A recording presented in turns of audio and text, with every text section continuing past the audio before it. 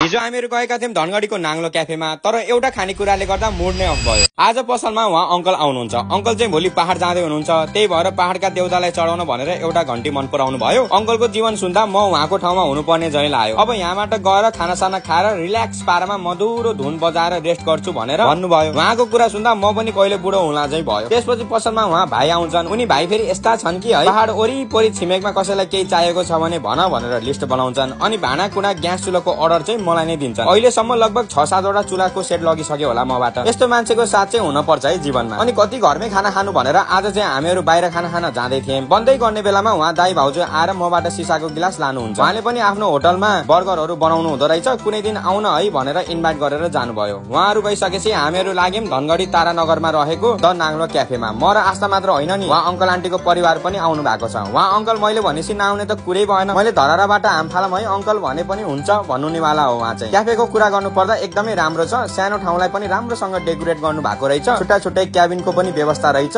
बच्चा बच्ची छन् भनेर हामीहरू चाहिँ अलि ठुलै ठाउँ रोज्यौं। अर्डर चाहिँ यहाँको फेमस नाङ्लो सेट नै मगाएँ। आउनु भन्दा अगाडि नै भन्नु पर्छ सर, बन्न 45 मिनट जति लाग्ला भन्नुभयो। केही छैन हामीहरू वेट गर्छौं भनेर बसियो। भन्न त भन्यो, आफूलाई भोक लागेर जाद्रै भइसक्यो। टाइम पास गर्न अंकल आन्टी टिकटक बनाउँदै, शिवांश पनि उत्तिकै चकचके। 45 मिनट कति बेला कट्ला भन्दै घडी हेर्दै बसेम। प्रतीक्षाको फल मिठो हुन्छ भनेको हो रहेछ। ठ्याक्क 45 मिनट भित्रमा नाङ्लो टकार दिनु भयो। ओहो, खानेकुरा देख्दा त मुखबाट पानी नै आयो मेरो त। नाङ्लो सेटमा pizza, chicken leg piece, French fries, C momo, steam momo, biryani, roast अनि अरू के थियो नाम नै बिर्सिए। अनि सबैको प्लेटमा भाग लगाएर ग्याम खाइयो। सबभन्दा मिठो चाहिँ मलाई यहाँको पिज्जा लाग्यो, तर बिरयानीमा चाहिँ सेफले नुन नै हाल्न बिर्सिनु भएको रहेछ। एकैचोटी यति धेरै खानेकुरा बनाउँदा बिर्सिनु भयो होला भनेर नुन थपेर खाइयो। बाँकी सब कुरा पर्फेक्ट। खाइसकेर बिल तिर्न गएको उहाँ बहिनीले म हजुरको टिकटक हेर्छु नि, थ्याङ्क यू फर कमिङ, अनि बिरयानीको लागि सरी, नेक्स्ट टाइम यस्तो हुँदैन भनेर भन्नुभयो। ओके नो प्रब्लम भनेर हामीहरू त्यहाँबाट निस्क्यौं। ल आजलाई यति नै, बाँकी कुरा गर्दै गरौँला है त। Okay by.